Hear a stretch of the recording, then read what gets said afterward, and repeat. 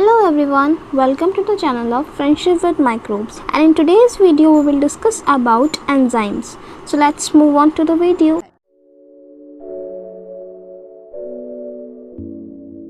Enzymes are protein with catalytic properties, or we can say enzymes are biological catalysts which help in speed up a chemical reaction. ऐसे substrate जो किसी chemical reaction को speed up करने में help करते हैं वो catalyst कहलाते हैं। और जैसे कि हम जानते हैं एंजाइम प्रोटीन से मिलकर बने होते हैं और लिविंग ऑर्गेनिजम्स की बॉडी में प्रेजेंट होते हैं। Enzyme is made up of two main parts. First one is apoenzyme, second one is coenzyme और cofactor. Enzymes helps in speed of metabolism or chemical reaction in our bodies. They build some substances and break other downs. All living things have enzymes. हमारी body के अंदर जितनी भी reactions होती हैं वो overall process metabolism कहलाता है। There are two types of metabolism. First is catabolism, that is catabolic reaction, and second one is anabolism, that is anabolic reaction. Catabolic reaction involve in breakdown of molecules and release energy. Catabolic reaction में large molecules breakdown होते हैं and small molecules बनते हैं और energy release होती है in the form of ATP. Anabolic reaction involves in synthesis of molecules and usually energy required. Anabolic reaction में large molecules बनते हैं और energy की requirement होती है in the form of ATP. What are the different types of enzymes? There are thousands of individual enzymes in the body. Each type of enzyme only has one job.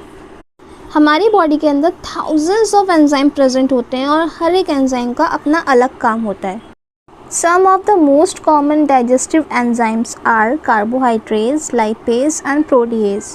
Carbohydrates helps in break down carbohydrate into sugar.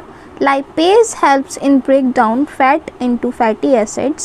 Protease helps in break down protein into amino acids. Now move on to the factor affecting enzyme activity. Enzyme need the right condition to work. If conditions are not right, enzyme can change shape. They no longer fit with substrate, so they don't work correctly. Enzyme को correctly work करने के लिए एक favourable condition, एक right condition की requirement होती है.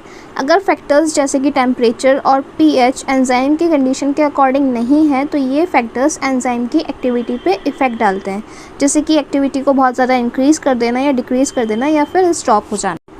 Enzyme work best when temperature is about to 35 to 40 degrees Celsius. As temperature increases, enzyme reaction increase. But if the temperature gets too high, the enzyme stop working. एक specific point के बाद जब आप temperature को increase करोगे तो enzymatic reaction जो होगी वो इंक्रीज़ होगी, क्योंकि सबस्ट्रेट जो होते हैं वो टेम्परेचर इंक्रीज़ होने की वजह से मोर फ्रीक्वेंटली वर्क करने लगते हैं. लेकिन जब आप स्पेसिफिक पॉइंट के बाद बहुत ज़्यादा टेम्परेचर को हाई करोगे तो जो एंजाइमेटिक रिएक्शन होगी वो या तो डिक्रीज़ हो जाएगी या फिर स्टॉप हो जाएगी.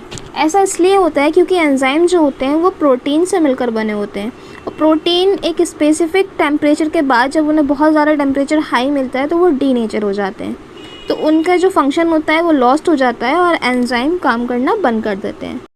Enzymes are sensitive to acidity and alkalinity. They don't work properly if an environment is too acidic or too basic. For example, an enzyme in the stomach called pepsin breaks down protein. If your stomach does not have enough acid, pepsin can't function optimally. pH की भी एक specific range होती है जिस पर specific enzyme work perform करते हैं. Best pH range होती है वो 6 to 8 होती है ह्यूमन बॉडी के एंजाइम्स के लिए. तो कुछ एंजाइम्स ऐसे भी होते हैं जो डिफरेंट pH पर वर्क करते हैं, जैसे कि पेप्सिन ह्यूमन बॉडी के स्टमक में प्रेजेंट होता है और स्टमक का इन्वायरमेंट आपको पता है एसिडिक होता है. पेप्सिन जो होता है वो 2 pH पर वर्क परफॉर्म करता है.